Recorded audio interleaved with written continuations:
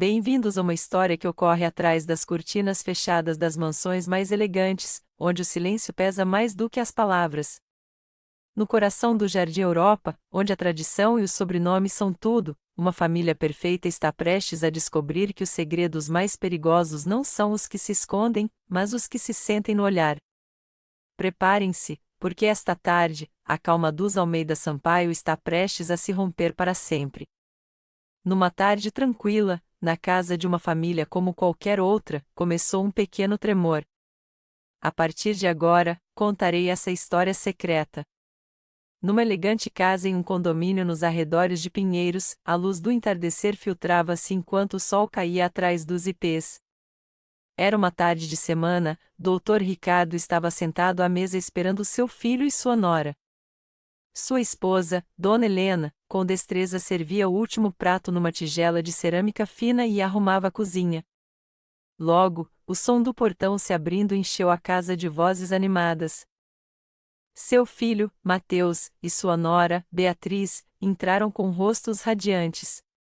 Beatriz, como sempre, cumprimentou Dr. Ricardo com um sorriso limpo e brilhante, e no instante em que Ricardo encontrou esse sorriso, sentiu um breve e profundo suspiro. Era um simples fragmento da vida cotidiana, mas em seu coração sempre surgia uma onda de emoções sutis, difíceis de explicar.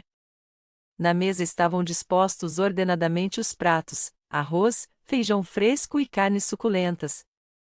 Mateus e Dona Helena compartilhavam as fofocas do dia, e Ricardo, em silêncio, ouvia a conversa enquanto continuava comendo. De repente, Beatriz aproximou-se com uma garrafa de cerveja gelada em suas delicadas mãos. Sogro, lhe sirvo mais um pouco.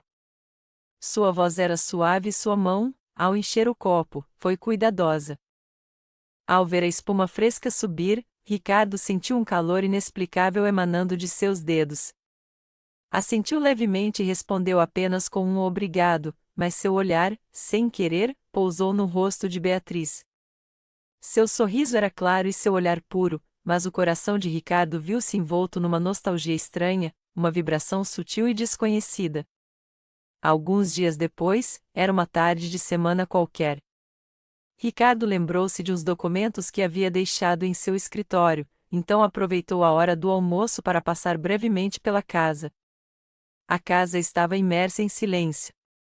Helena havia saído para uma reunião com suas amigas do clube, e Mateus, claro, estava no escritório. Ao abrir a porta principal, Ricardo sentiu que o ar da casa, tão familiar, de repente tornava-se estranho. Pela janela da sala entravam quentes raios de sol, e as partículas de poeira dançavam na luz. Estava prestes a ir ao escritório quando ouviu de novo o som da porta. Ricardo conteve a respiração. Helena já havia voltado? Mas quem entrou não foi sua esposa, e sim Beatriz. Ela segurava um recipiente com comida e, ao cruzar o olhar com Ricardo, abriu os olhos surpresa.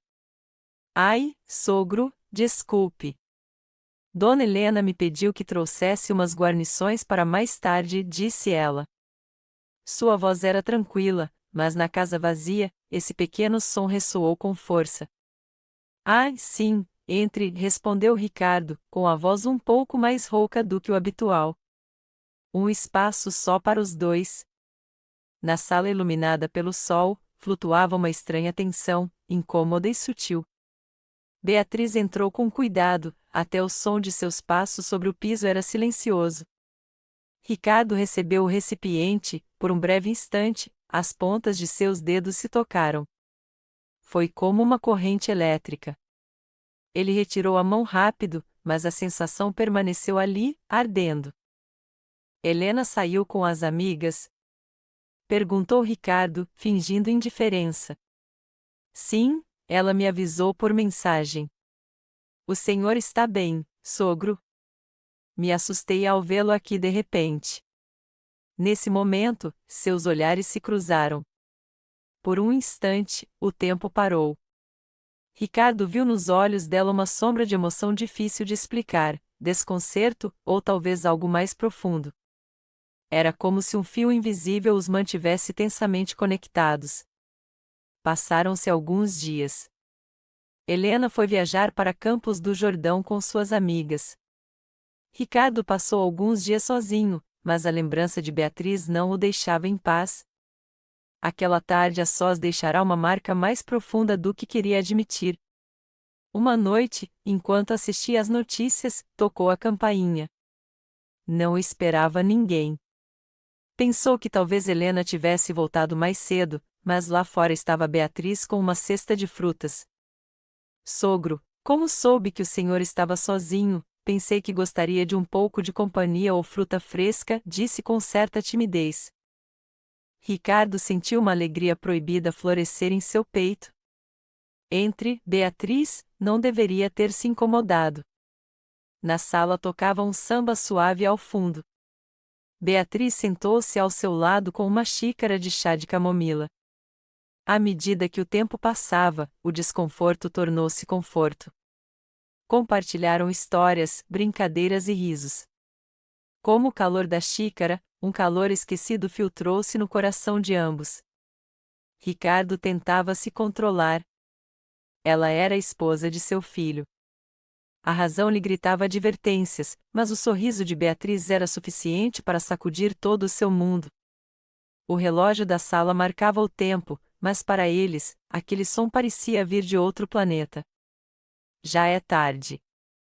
Mateus deve estar chegando em casa, conseguiu dizer Ricardo, embora sua voz tremesse. Sim, já vou indo, respondeu ela com uma pitada de tristeza. Ao despedirem-se, os olhares que se cruzaram já não eram os de um sogro e uma nora comuns. Havia uma sombra de algo profundo, algo que ameaçava queimar tudo em seu caminho. O clímax, alguns dias depois, a família completa estava reunida após o retorno de Helena. Parecia que tudo voltava à rotina, mas o ar estava carregado. Mateus saiu para a varanda para atender uma ligação do trabalho e Helena foi para a cozinha. Ricardo e Beatriz ficaram sozinhos na sala por um minuto. Ela olhava pela janela, a luz da tarde a fazia parecer uma pintura. Ricardo não pôde deixar de observá-la fixamente. Naquele momento, ela virou a cabeça. Seus olhares se entrelaçaram em um silêncio absoluto, carregado de uma emoção que mais ninguém podia entender. Justamente nesse instante, Helena voltou da cozinha e Mateus entrou pela varanda. Os quatro se olharam. No rosto de Helena apareceu uma sombra de dúvida, captando a atmosfera pesada. Ninguém disse nada, mas naquele silêncio, as relações começaram a cambalear. As emoções não expressas estavam prestes a se tornar a faísca que incendiaria a calma daquela tarde comum. Ninguém podia prever o que viria depois. Os dias seguintes foram uma tortura de cortesia. Dona Helena, com aquela intuição afiada que as mães brasileiras têm, começou a observar o marido com um escrutínio silencioso. Notava que Dr. Ricardo já não se perdia em seus livros, mas no vazio, e que suas respostas eram curtas, quase temerosas. Por sua parte, Mateus continuava absorto em seus negócios, mas até ele notava que Beatriz estava mais calada. Já não cantarolava enquanto ajudava na cozinha, limitava-se a cumprir seus deveres com o olhar fixo no chão, como se temesse que seus olhos atraíssem novamente. Numa tarde de chuva intensa, daquelas que inundam as ruas de paralelepípedo, o destino voltou a jogar suas cartas. Mateus teve que viajar às pressas para Curitiba por uma licitação, e Helena decidiu acompanhar a irmã ao médico no sul da cidade, ficando presa pelo trânsito e pela chuva. Ricardo estava em seu escritório quando ouviu o som de uma chave. Não era Helena. Era Beatriz, que havia esquecido o guarda-chuva e voltava encharcada depois de ter saído para fazer alguns recados. Beatriz entrou na sala deixando um rastro de água sobre a madeira. Estava tremendo. Ricardo saiu do escritório com uma toalha na mão, impulsionado por um instinto de proteção que já não conseguia disfarçar de um paternal. Você vai se molhar, filha? Desculpe, Beatriz, corrigiu ele, aproximando-se demais. Obrigada, sogro. O céu caiu de repente, respondeu ela, com a voz quebrada. Ricardo começou a secar o cabelo de Beatriz com a toalha. Foi um gesto mecânico no início, mas logo suas mãos pararam. A proximidade era avassaladora. O aroma de Beatriz, uma mistura de chuva e aquele perfume de baunilha que ele já conhecia de cor, encheu seus pulmões. Beatriz não se mexeu. Não recuou.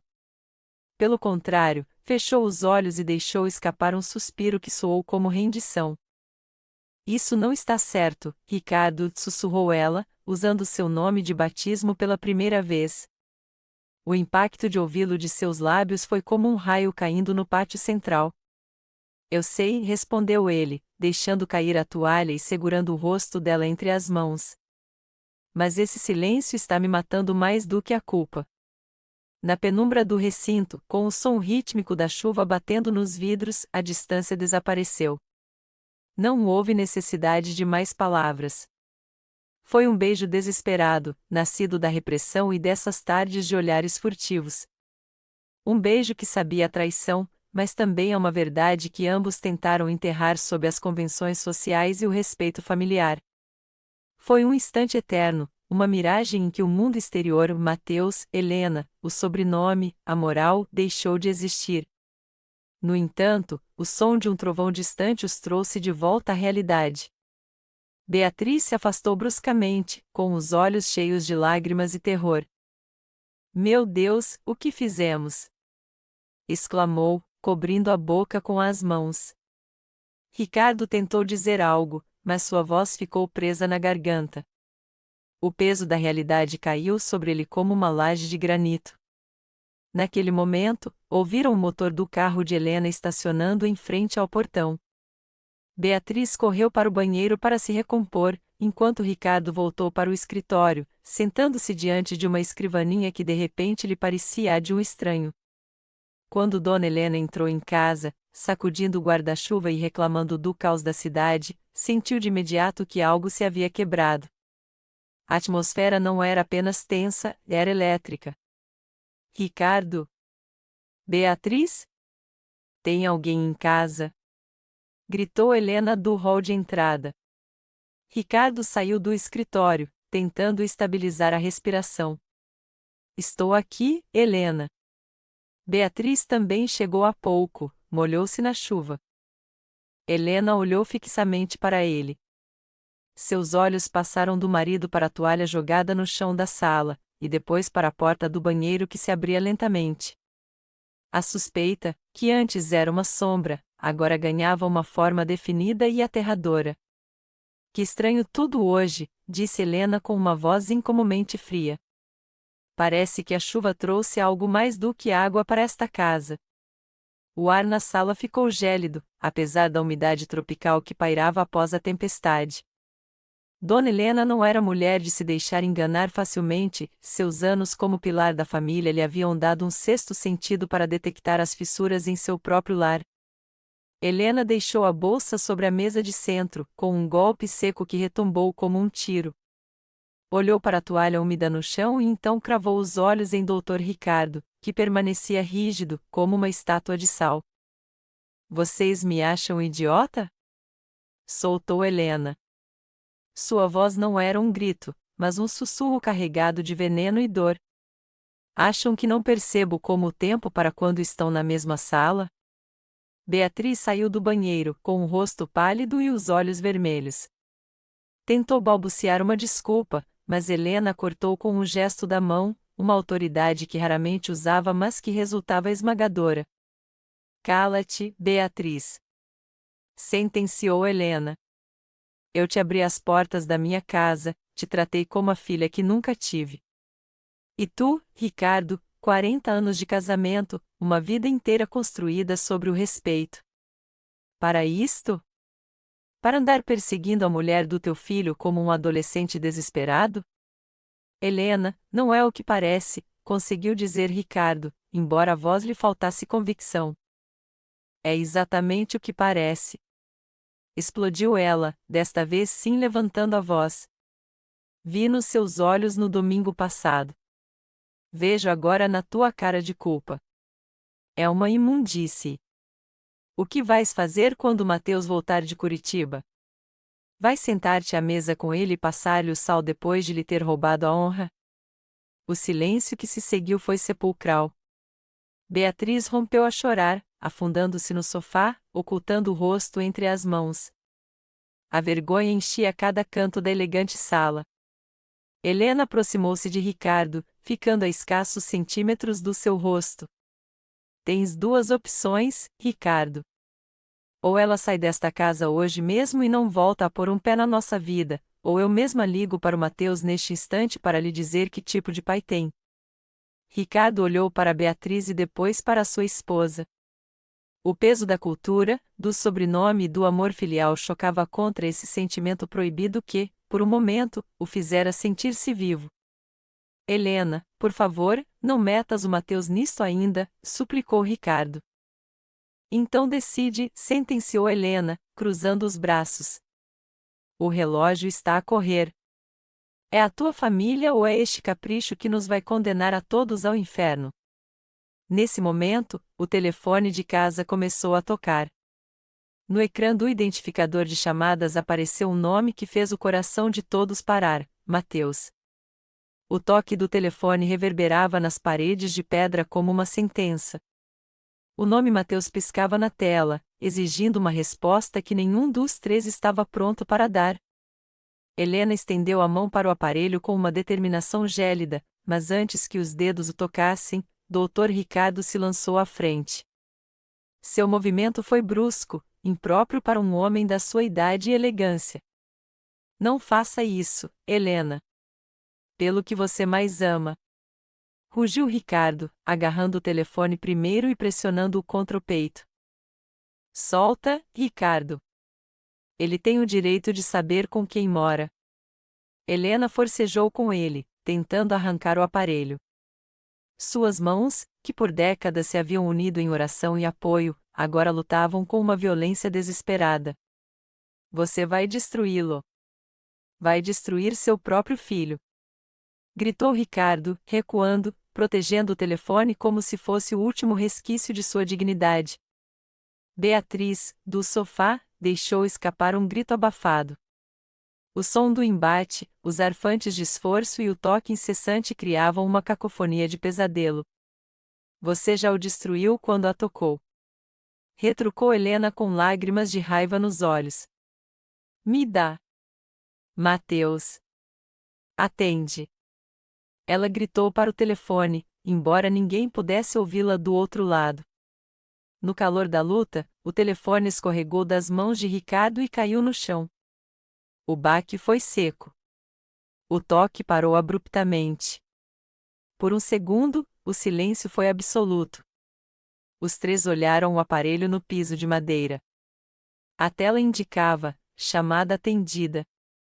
0h01, 0h02. A queda havia ativado o alto-falante. Do pequeno aparelho, a voz de Mateus chegou clara e cheia de confusão, infiltrando-se na tensão da sala. Pai? Mãe? O que está acontecendo? Ouvi gritos. Por que estão gritando? Está tudo bem? Ricardo e Helena ficaram petrificados, olhando um para o outro. Helena respirava com dificuldade, com os cabelos desalinhados pela primeira vez em anos. Beatriz ficou sem fôlego, cobrindo a boca para que seus soluços não chegassem ao microfone. Alô? Atende. A voz de Mateus no alto-falante elevou-se, carregada de angústia crescente. Beatriz? Você está aí? Me digam algo ou eu chamo a polícia agora mesmo. Ricardo baixou o olhar para o telefone no chão. Tinha um segundo, talvez menos, para decidir o destino de todos. O silêncio na sala era tão pesado que parecia esmagar os pulmões dos presentes. Dr. Ricardo, com o rosto desfeito e o telefone aos seus pés, ficou mudo. Não conseguiu articular uma única palavra, a vergonha lhe roubara a voz. Simplesmente olhou para a esposa com um pedido silencioso nos olhos, uma súplica de clemência que não merecia. Helena, com o peito agitado e os olhos fixos no aparelho que emitia a voz angustiada do filho, sentiu o peso de 40 anos de família sobre os ombros. Pai? Mãe? Pelo amor de Deus, vocês estão me assustando. O que foi esse baque? A voz de Mateus pelo alto-falante soava cada vez mais frenética.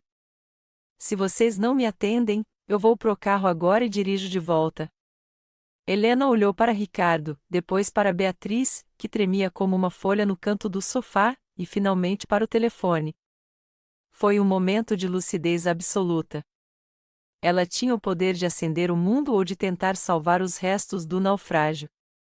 Filho, falou Helena finalmente. Sua voz saiu surpreendentemente firme, embora com uma nota de cansaço profundo que Mateus nunca havia ouvido. Mãe?